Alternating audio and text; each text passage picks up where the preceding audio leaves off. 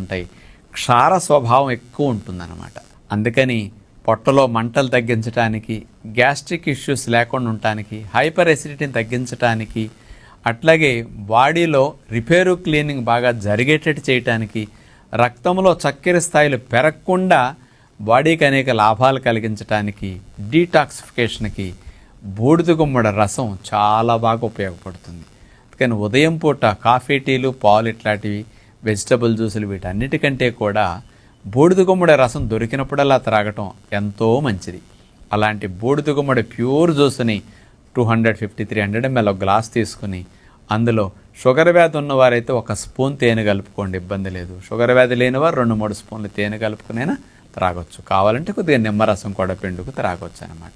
ఇట్లా ఎవ్రీడే బూడిద గుమ్మడి juice త్రాగినా నష్టమేముండదు. Vegetable juice తాగేవారు కావాలంటే వెజిటబుల్ జ్యూస్లో కూడా బూడిద గుమ్మడి ముక్క కలిపి గ్రైండ్